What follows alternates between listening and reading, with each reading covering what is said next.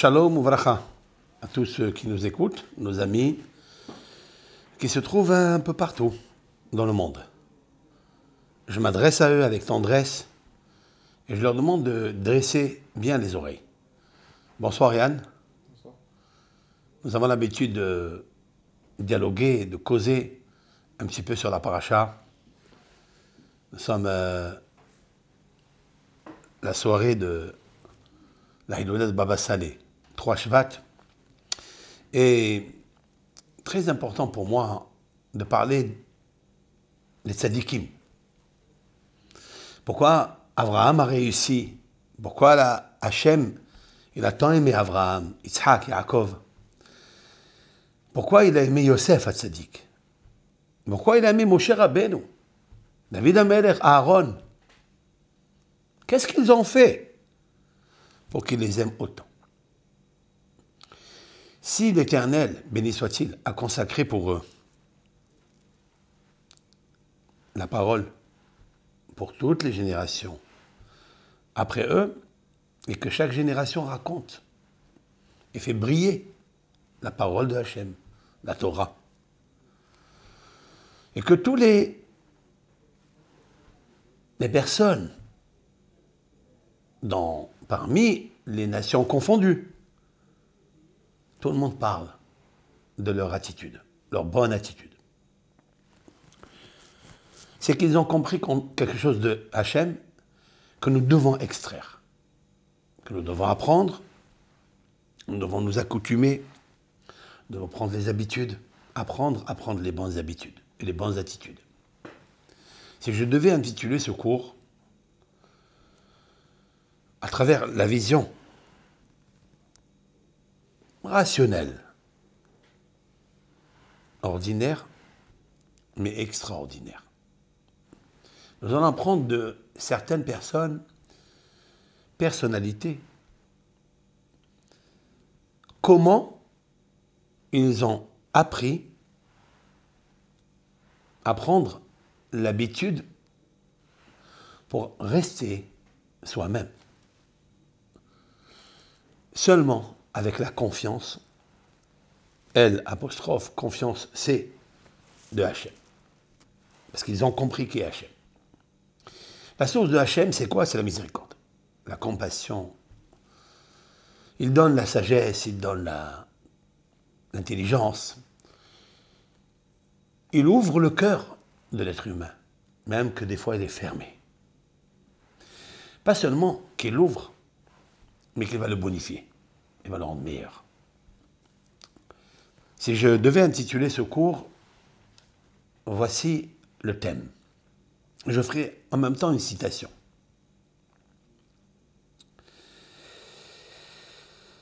La clé qui ouvre, la clé mystérieuse, les mots ils arrivent, la clé mystérieuse pour ouvrir le coffre-fort du non-pardon et la confiance en Dieu. Il existe chacun parmi nous un coffre-fort bien fermé, un bunker bien fermé, là où sont déposées toutes les vengeances, les rancœurs à l'égard d'autrui. Il m'a fait quelque chose, il m'a manqué de respect. Il arrivera le moment où je le rendrai. Il arrivera le moment où Dieu va le punir. Il arrivera le moment où sa tête sera par terre. Un jour, il arrivera. Et puis, ça provoque l'insomnie. On ne veut pas ouvrir ce coffre-fort avec la clé de la confiance pour pardonner. Nous allons apprendre ce soir que ça n'est pas comme ça qu'il faut agir. Au contraire, il faut créer une chambre et un coffre-fort, des cadeaux à ceux et celles qui t'ont fait du mal. L'orgueil est une forteresse. Et l'homme n'admet pas ou n'est pas d'accord qu'il le possède, cet orgueil. Et c'est la raison pour laquelle le coffre-fort s'appelle l'orgueil. Et l'orgueil ne pourra pas marcher avec la clé mystérieuse de la confiance en Dieu. Donc on se trouve dans un labyrinthe. Où est le coffre-fort? Où est la clé? Comment pardonner? Comment faire des cadeaux en plus? C'est possible. Est-ce que faire un cadeau à un ennemi, à celui qui t'a humilié, injurié, à celui-ci tu vas faire un cadeau? Mais si tu le fais, parce que Dieu te demande de le faire, t'a ordonné dans la parole de le faire, pas seulement qu'il a ordonné et que personne ne l'a fait.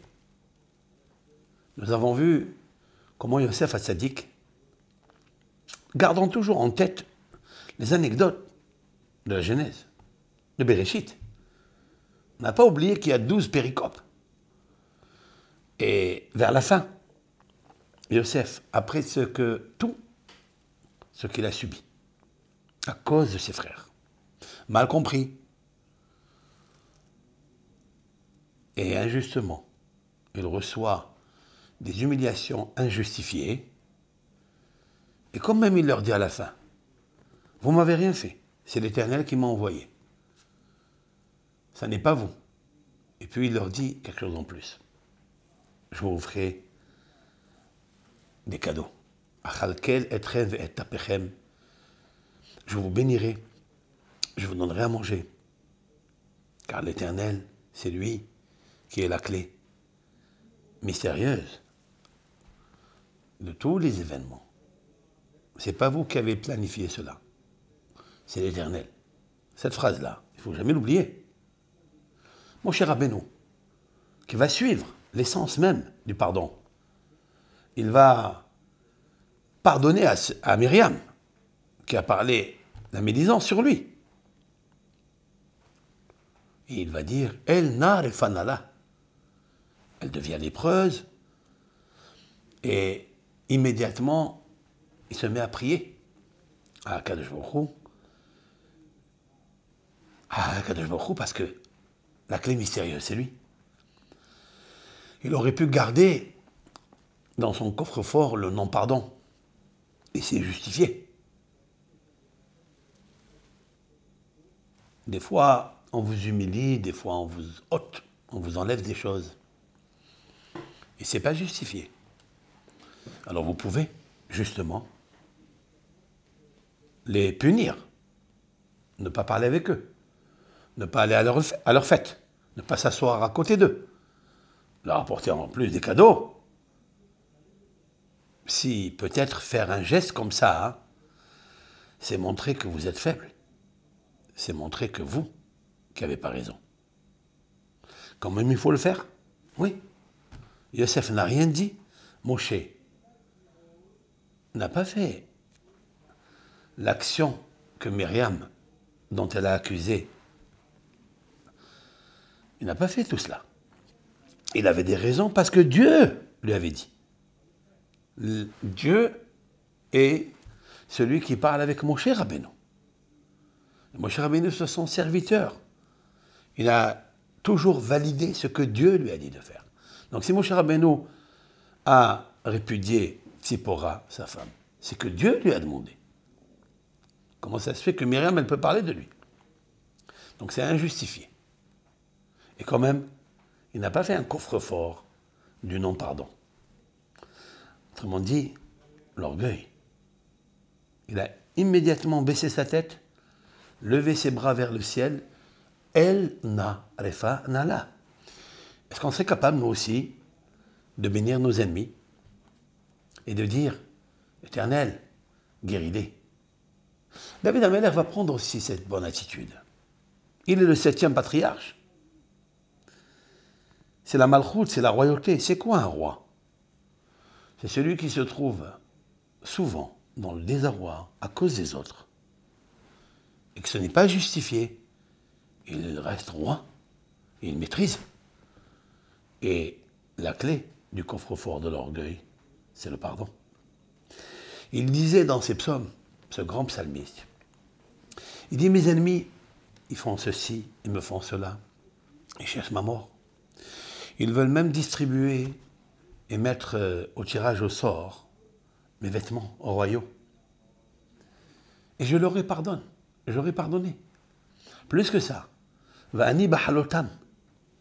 Et moi, lorsqu'ils sont tombés malades, les sacs, je suis vêtu du jute, d'un vêtement de jute. Et neti batsom nafshi. J'ai fait souffrir mon âme par le jeûne. Et tous les jours, ma prière revient sur ma poitrine, dans mon cœur, pour eux. Et lorsque je voyais leur moisson grandir, pousser, leur richesse, j'étais heureux.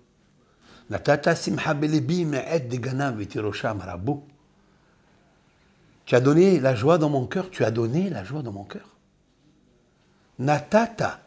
David Ameler s'adresse à Hachem et lui dit, tu as donné la richesse, la joie dans mon cœur au moment où j'ai vu leur moisson, leur richesse briller. Ça veut dire que David Ameler, il avait un coffre-fort du pardon. Ce coffre-fort du pardon s'appelle la confiance en Hachem. Et lorsque Hachem il lui parle, c'est parce qu'il a nettoyé les pensées qui auraient dû être des pensées négatives pour ceux et à l'égard, ceux qui lui ont fait du mal, ses ennemis. Il ne l'a pas fait. Son propre fils, Avshalom, va lui faire une crasserie. Il va lui prendre ses concubines. Et il va mourir, tragiquement, lorsque ses cheveux, parce qu'il était beau, il avait beaucoup de cheveux, il était nazir, ils se sont cramponnés entremêlés dans un arbre. Et il s'est pendu à cause de ça. Et David Ameler, le jour de l'enterrement, il va dire « Béni, béni, béni mon fils », avec des compassions. Il va dire « mon fils, 7 fois ». Et nos sages de s'interroger « Mais pourquoi il dit béni 7 fois ?» La réponse, c'est de le sortir du Guéhinam, où il y a 7 fournaises. Nous, on pense que humilier quelqu'un, humilier un père, humilier son épouse, ses amis, ses élèves, son rave, on pense que c'est rien, il a dû oublier. Non. L'orgueil de l'homme n'admet pas et n'engendre pas l'oubli. Au contraire, elle engendre l'insomnie. Il va enregistrer une cassette au moment où il dort. Mais je vais lui faire cela, je vais lui faire ceci. Et c'est comme ça. On n'oublie pas. Parce qu'on n'admet pas. Apporter des cadeaux. Dire à son fils Avshalom 7 fois, béni, il n'y a qu'un père qui sait qu'est-ce que c'est un fils. Le fils ne connaît pas le père. Le fils est égoïste. Et donc, il dira 7 fois mon fils pour le faire monter graduellement les 7 fournaises de l'enfer. Quelle attitude, quelle merveille. Et si je passe à Abraham, c'est pareil. Il est le père de cette éducation. Il est le père dans l'altitude, qui, avec toutes les aptitudes, il a pris l'habitude de pardonner, ne serait-ce qu'à Lot, qui lui a manqué de respect. Il lui a pardonné. Ne serait-ce qu'à Avimelech, qui lui a pris sa femme. Il a prié pour lui, pour qu'il ait des enfants, alors qu'il avait l'impuissance. Nous avons vu, non seulement qu'ils n'ont pas tenu rancœur dans le coffre-fort de l'orgueil, mais ils ont pris la clé de la confiance en Dieu et ils ont ouvert le coffre-fort de l'autre pour qu'il soit libéré et pardonné et avoir des enfants. La même chose Yitzhak avec Avimelech. Lorsque ce dernier vient lui voir et lui dit « Écoute, prie pour nous car on a vu que tu es fort », David Amelech, Yitzhak Avinu, il leur dit « Mais qu'est-ce que vous voulez alors que vous m'avez traité de tout ?» Ils ont dit maintenant, on fait un pacte ensemble. Et bien, qu'est-ce qu'il a fait? Il a fait un pacte. Yaakov, avec Lavan, pareil, l'attitude. 22 ans, il le trompait, il lui changeait le salaire. Au point où Yaakov n'a jamais perdu sa confiance en Dieu. Lorsque Lavan, il lui dit, voilà, j'ai fait ça, j'ai fait ça, j'ai fait ça, ouais, ok, pourquoi tu as changé mon salaire? J'aurais dû avoir un salaire. Je ne l'ai pas eu. Quand même, il a fait un pacte avec lui. Et quand même, il est resté toujours son berger. Après, il devait quitter, il avait une autre mission. Parce que Hachem, il lui dit, quitte la maison de Lavan. Mais si Hachem ne lui avait pas dit de quitter la maison de Lavan, il serait resté avec lui. Vous pouvez rester, vous, avec un homme qui vous trompe, qui se moque de vous. Non, mais les patriarches, ils l'ont fait. Voilà, en bref, j'ai cité la bonne attitude et la confiance en Hachem. Pourquoi? Parce qu'ils savent, eux ils savent que Dieu est la source du pardon, la source de la compassion, donc ils se collent à lui. Ils se collent, ils imitent. Il n'y a aucune pensée qui leur vient qui est de eux-mêmes. C'est des pensées seulement qu'Hachem a poncé, fait briller en eux. C'est avec ça qu'ils ont marché dans leur vie. Nettoyer ces pensées. Maintenant, je vais prendre tout ce que je viens de dire maintenant et je vais vous le montrer dans la paracha de Bo. Bo, l'Éternel, il finit, par l'intermédiaire de Moshe et Aaron, de ramener Paro à la Teshuvah. C'est ça qui m'intéresse.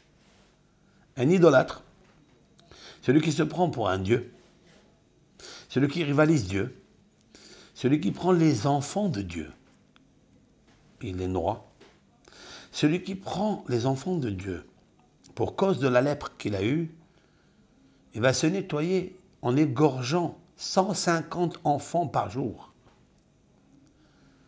150, ça n'est pas un vrai criminel.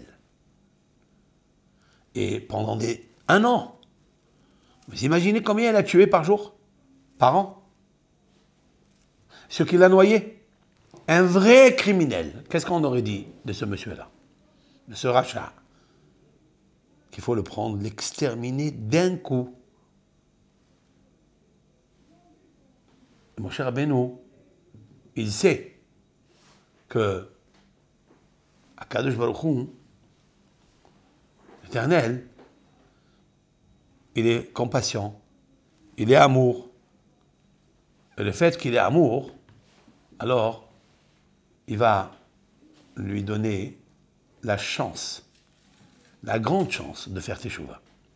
C'est le même Pharaon qui a dit, dans la section de la Shira, Mi kamocha ba'elim Hashem. Qui est comme toi, Hashem? Mi kamocha nedar ba'kodesh. Et il a reconnu que l'Éternel est compassion. Et là, il y a deux malachim, il y a deux anges, ouais, qui vont monter le pharaon de sa noyade. Ils vont le prendre et Dieu leur dit de lui faire un très beau cadeau. De faire un cadeau, c'est de faire un très beau cadeau. C'est quoi ce cadeau? C'est de lui offrir d'être roi dans la ville de Nineveh. Pendant 40 années. 40 ans, le pharaon sera roi de Nineveh. D'où on le sait? Parce que lorsqu'on lit à Kippour, dans la Haftara, nous lisons dans la parole de Hachem, des prophètes, l'histoire de Jonas, que Dieu, il lui dit, va à Nineveh, il détruit-la. Il voulait la détruire. Il lui dit, va là-bas, parce que si tu ne vas pas leur parler, les ramener à moi, je vais la détruire. Bon, on connaît l'histoire, que Jonas s'est sauvé, puis il lui dit, tu n'as pas où aller. Tu es obligé de faire la mission de Hachem. Il est allé à Nineveh. Lorsque le roi a entendu que le prophète arrivait, il a tremblé. Et il a dit, oui, je connais ce Dieu. Je le connais. D'où il le connaît? Il le connaît parce que un jour, l'Éternel l'a sauvé au temps de Moshe Rabbeinu. Moshe Rabbeinu, Aaron, c'est Midat HaNetzach. C'est quoi Midat HaNetzach? C'est la séphira de la victoire. La victoire et l'éternité. Et Aaron, c'est le Shalom, c'est le Hesed, c'est le Kohen. Et le Kohen, c'est lui qui fait les plaies. C'est lui qui déverse la bonté, le Hachem, par les plaies. Parce que la plaie, ce n'est pas une vengeance. C'est une clé de compassion pour ramener le fauteur et le pécheur à la raison. Alors maintenant, écoute-moi bien. Je vais essayer de le faire entrer ça dans un des versets de la paracha. Le premier, Vayomer Hashem, je lis en même temps, Vayomer Hashem el Moshe. Et l'Éternel dit à Moshe, Bo el Paro, viens chez le Pharaon. C'est quoi, viens chez le Pharaon? Où il va aller chez le Pharaon? Plusieurs commentateurs disent, va au palais. Lorsqu'il dit l'air, quand il dit va, mais beau c'est viens. Chaque fois qu'il dit l'air, el paro, innehu, voici, il va aller dans le Nil. Ça c'est dans le Nil. Mais quand il lui dit beau, viens, c'est d'une façon respectueuse. Quand il l'a envoyé dans le Nil, c'est pour lui montrer au Pharaon qui n'est pas un dieu, qui n'est pas une déesse. C'est pas lui qui a créé le Nil, qui s'est créé à lui, comme il a créé cette ambiance dans toute l'Égypte. Qu'il était le roi, qui s'est créé lui, qu'il a créé le Nil, c'est lui l'abondance, etc. Et il allait faire ses besoins au petit matin. Et là, Moshe Rabbeinu, il le rencontre et lui dit, il avait honte. Mais il lui dit, ne raconte pas. Il lui dit, je ne raconte pas. Même un ennemi de ses frères, du peuple d'Israël, surtout, un ennemi de Dieu. Le roi David a dit dans les psaumes, Halo mesana'acha Hashem esna, ubemikomemach et kotat. J'explique. Voici Hashem, je hais ceux qui te haïssent, et ceux qui se lèvent contre toi, je les poursuis et les pourchasse, et je les tue. C'est-à-dire les idolâtres. Qui, comme le Pharaon, est idolâtre. Et Moshe Rabbeinu, il lui dit, je garderai le silence. Je ne vais pas t'humilier. Vous savez pourquoi? Parce que Moshe Rabbeinu est reconnaissant à Pharaon. Tout homme doit être reconnaissant à un autre. À chacun, l'Éternel a donné un visage et une mission et un rôle à jouer dans le monde. Et on sait très bien qu'on profite tous de tout le monde. Donc, il nous faut toujours respecter celui qui nous a respectés. Où tu as grandi, Moshe? Tu as grandi dans le palais royal, par Bithia, la fille du pharaon. Si on dit que c'est le même, qui a changé ses décrets, c'est le même. Tout le monde sait que Moshe a grandi là-bas. Donc tu as profité d'une maison, tu n'as pas le droit de parler à un roi et de l'humilier, même si c'est un ennemi. Si l'Éternel, lui, il ne veut pas, il veut ramener ceux qui sont rachats pour vivre le bonheur, même qu'ils ont un coffre-fort de l'orgueil, ils trouvent les clés pour ouvrir ce coffre-fort et faire sortir la rage et le poison de l'orgueil qu'ils ont à l'intérieur, qu'il n'a jamais admis, il n'a jamais supporté. Mais l'Éternel, il va le rabaisser, mais gentiment, avec le kavod. Alors il dit beau. D'ailleurs, la phrase de Vayomer Hashem, c'est quoi Vayomer? Vayomer, ça veut dire il dit, pas Vaïdaber. Il y a une grande différence entre Vayomer et Vaïdaber. Nous l'avons dit plusieurs fois. C'est un grand principe. Laquelle? C'est Amar, c'est une parole douce. Amar, c'est les initiales. Aleph, Memresh. El, Malé, Rahamim. Dieu rempli de compassion et de pitié. Daber parle avec dureté. Daber, les initiales, din belo rahamim. C'est une justice sans pitié. Là, pour les troisième plaies qui vont finir les 10, va yomer Hashem el Moshe. Ça veut dire, il lui transmet de parler au pharaon a priori avec douceur. Bo el Paro. Viens chez Paro. Ki ani ichbaditi et libo. Car j'ai endurci son cœur. Le sens littéral. Ve'et lev avadav. Et le cœur de ses serviteurs. Les ma'an afin shitti. Pour poser autotai mes signes, mes prodiges, et cela, Bekirbo, à l'intérieur de lui. Et puis, il lui raconte des choses.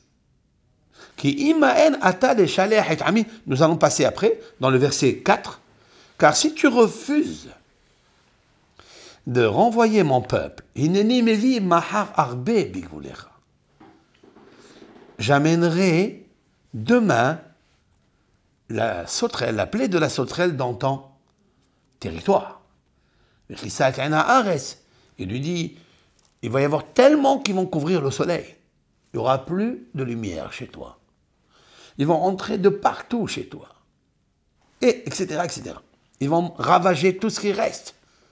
Tout ce que la plaie de la grêle a laissé, les sauterelles mangeront. Ça veut dire, il lui dévoile un schéma catastrophique. Mais tout ça, pourquoi il lui dit ça? Il dit, accepte la parole de Hachem. Etc., etc.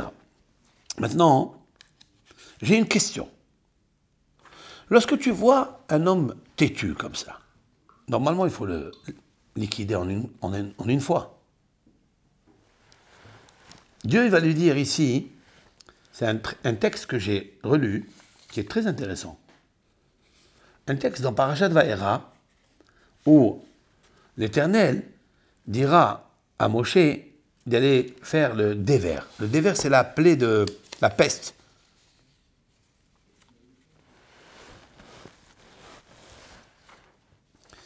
Et là-bas, il lui dit, écoute, je vais te dire quelque chose. Avec cette plaie-là, je vais envoyer toutes les plaies avec. Dame Sephardi, Akinim Haro Dever, toutes les plaies qu'il y avait avant, je vais les envoyer sur toi. Et en une fois, je peux te calciner. J'aurais pu le faire. Mais il lui dit, mais Olam, cependant, Ba'avuzot et Amatir, Ba'avur al-Otra et Kohi, les Ma'an s'appellent Shemi B'cholaretz. Pourquoi je t'ai fait tenir debout? Pour que tu fasses tes chouvas. Je ne veux pas te tuer. Le pharaon, il va s'ententer. Qu'est-ce que je vois de là? Que l'Éternel, il dit à Moshe de lui dire que je peux immédiatement tikahed mina aretz, c'est-à-dire tu vas être calciné, tu vas disparaître en même temps que les animaux. Mais je ne l'ai pas fait. Vous savez qu'est-ce que c'est les morceaux de grêle? Il ne l'a pas fait. Ni dans le déver, ni dans le shehin. Maintenant, il lui dit, Ba'avuzot, c'est quoi Ba'avuzot? Pour cela. Zot, c'est la Emouna. D'accord? Chaque fois qu'apparaît le mot Zot, mais Zot aberacha, cher berach Moshe. Azot ani boteah. Nous trouvons le mot Zot, Bezot yavo Aaron et la Kohen. C'est quoi Zot? C'est la Emouna. C'est le chiffre 408. Le chiffre 408 a une valeur très puissante. Le chiffre 408, c'est M Banim Semeha, alléluia. M, c'est la maman. Semeha, elle est contente. Alléluia. Il a voulu qu'il rentre dans la matrice de la Emouna, Zot, afin que tu racontes mon nom, ce qu'il va faire après. Mi kamocha ba'elim Hashem. Mi kamocha neda, qui est comme toi, dans les cieux, dans les puissances, dans les pouvoirs. Hashem. Autrement dit que la finalité, Dieu va ramener son pire ennemi à la raison, à la foi. Nous, avec l'orgueil que nous sommes et le coffre-fort que nous sommes, jamais on aurait agi comme ça. Et même Moshe Rabbeinu, dans la plaie de la mort des premiers-nés, le pharaon l'a dégagé. Il lui a dit, tu sors de là, et si je te vois la prochaine fois, tu mourras. Et mon cher Rabbeinu aurait pu s'insurger. Comment on aurait été, nous? Comment on aurait fait, nous? On dit, ah bon, ça t'as pas suffi 9 plaies? Alors maintenant, écoute-moi bien. Je vais t'écraser. Je vais te faire. Et ceci, et cela. On aurait fait ça, non? Qu'est-ce qu'il a fait, Moshe? Il a parlé avec politesse. Il lui a dit, tu ne veux plus me voir? Ok. Mais sache, et gentiment. Rachid dit, en parlant avec un roi. En parlant avec un roi, il lui dit, c'est toi qui vas te lever pendant la nuit, tu vas venir courir me chercher pour que je te sauve de la mort du premier-né, parce qu'il était premier-né. C'est Dieu qui a décidé ainsi. Alors change. Donc on voit qu'Akshboukhou veut le rentrer dans la Emouna. Maintenant, la lecture du verset que je viens de dire maintenant, elle est différente. C'est une autre lecture que vous allez voir. Boel Paro, viens chez le pharaon. Viens, va chez lui au palais. Et dis-lui qu'Anichbati et libo, car c'est moi qui a, littéralement, on traduit endurci. Alors pourquoi il n'a pas dit si c'est endurci et ksheti, caché, comme il est stipulé dans toutes les plaies. Et ksheti, j'ai rendu caché, dur ton cœur. Pourquoi il dit ichbati et libo? Ichbati, cela veut dire je vais lui faire kavod. Je vais chérir son cœur.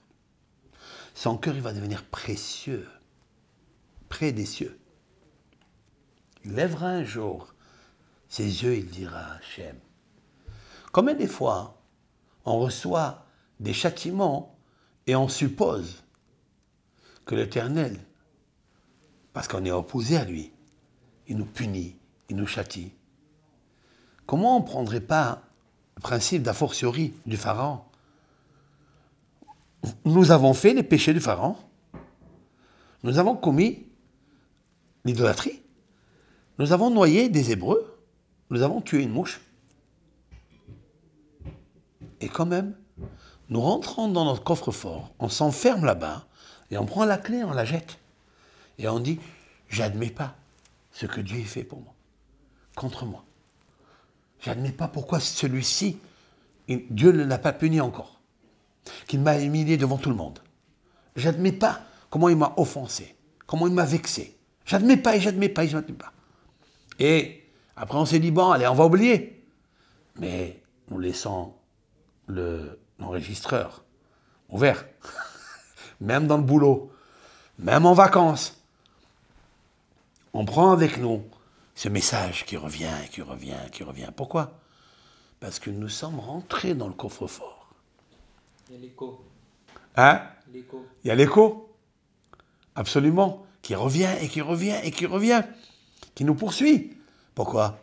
Parce que le coffre-fort, c'est l'orgueil, c'est la Avodah Zara. Nous n'avons pas encore compris que il faut monter dans l'altitude de Hachem et pardonner. D'accord? Mais pour arriver à ça, il faut une confiance en Hachem. Alors, de cette paracha, on voit, non, qui est Ani. Ani, c'est quoi Ani? Ani, c'est Akadosh Baruch Hu. Ani, c'est toute la Anava de Hachem. Ani, c'est l'éternel. Je suis. Ichbati al libo. J'ai endurci son cœur. C'est vrai ou pas? Oui. Il y a à l'intérieur le mot kaved et le mot kavod. Et libo, c'est quoi et libo? Son coffre-fort. Ce cœur-là, dur, je lui ai donné le kavod. Ve'etlev avadav. Pourquoi tout cela? Il dit à Kadosh Baruch Hu, les ma'an shiti ototai, afin que je pose ototai. C'est quoi ototai? Mes préceptes, mes miracles, mes moftim. Mais on aurait pu dire autre chose. Ototai, ce sont mes lettres, les lettres de Dieu. Ototai, otiotai. Mes lettres. C'est quoi mes lettres? Qu'est-ce que ça veut dire mes lettres? L'Éternel et la parole de Dieu, ce n'est que des lettres divines, des noms sacrés, des noms puissants, des noms de compassion, de bonté, de charité. Toute la Torah entière, dans sa numérique et dans son sod, l'ésotérisme, elle est entièrement des noms de Hachem. Je l'ai prouvé plusieurs fois. Maintenant, je termine. À quel moment c'est vrai qu'il lui a mis les lettres de Hachem à l'intérieur du pharaon? Quel moment? Lorsqu'il a dit, et avec moi, Mi, Kamocha, Baelim, Adonai. Qui est comme toi, Baelim, parmi les pouvoirs, parmi les puissants, à Hachem? Vient de reconnaître maintenant la puissance de toutes les puissances nécessaires, alors que le pharaon a adoré toutes les puissances. Et là, il dit, il n'y a pas comme toi, Adonai, Yud, Ke, Vav, Ke, qui est le nom de toutes les existences, présentes, passées et futures. Il vient de reconnaître. Pour reconnaître une chose pareille, il faut que le cœur se ramollisse. Qui lui a ramolli ce cœur? Ce sont les lettres de Dieu, la parole de Dieu.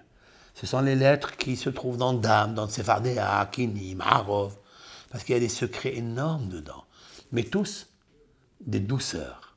Maintenant, écoute bien. Quelles sont les initiales de Mi Kamocha Baelim Adonai? Maccabi. Ok. Quelle est la valeur numérique du mot Maccabi? 72. 72. Quelle est la valeur numérique de 72? Connue de tous. Valeur numérique Hesed, c'est-à-dire la charité, la bonté, la miséricorde.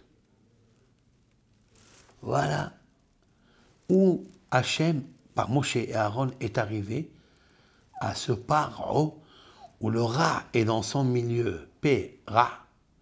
Son cœur à lui, c'est le Ra. P, Resh, Ain, He. Le milieu, c'est Ra.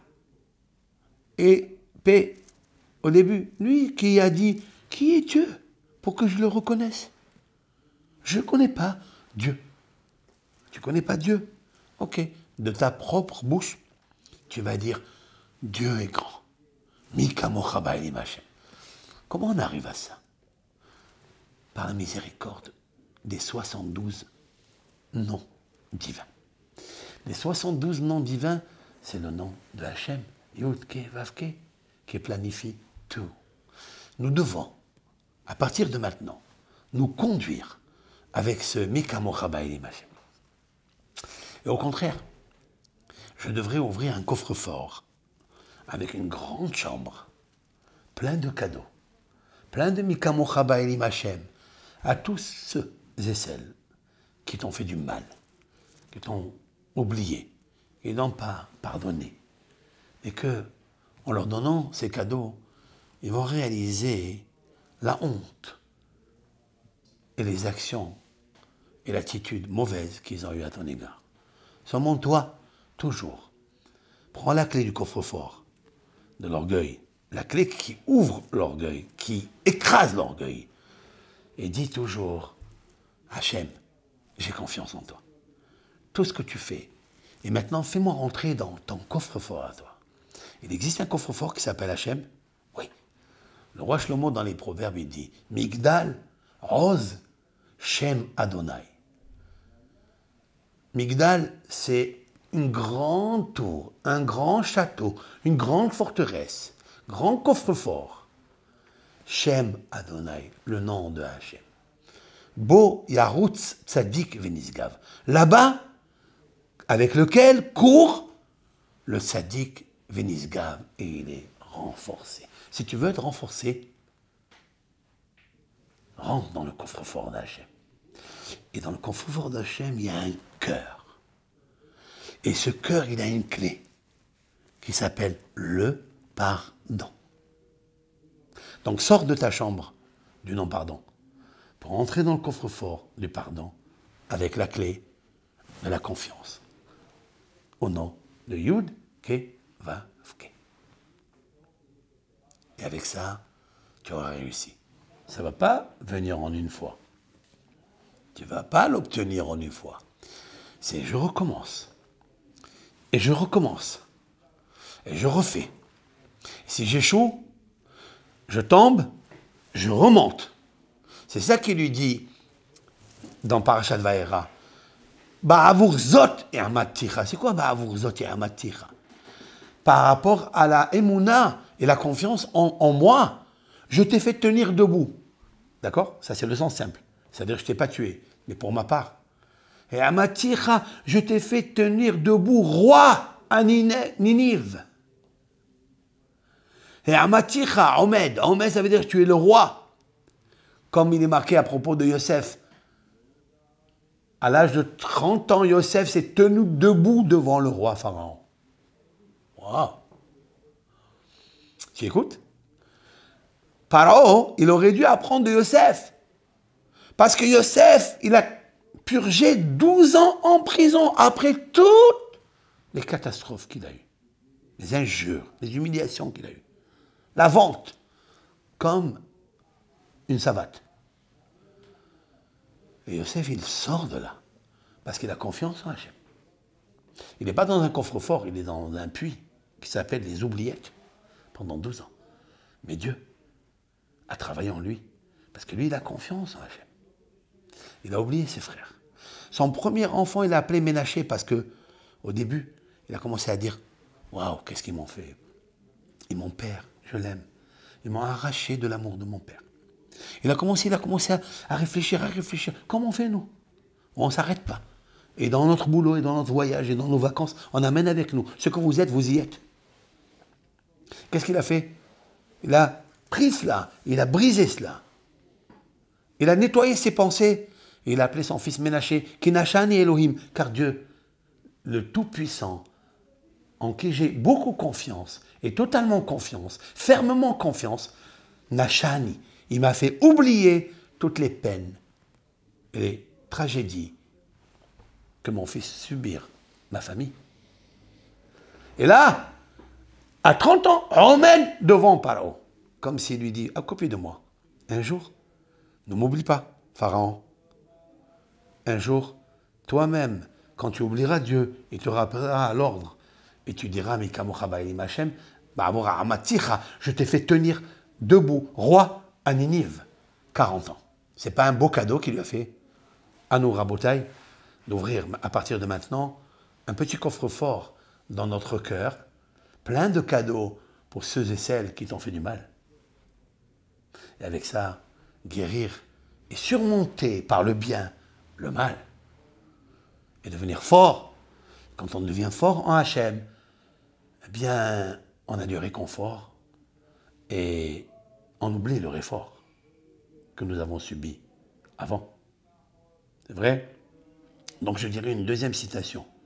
Pense, ou bien apprends à penser tes pensées pour bien penser et dépasser le passé. Kol Tov, Lachem.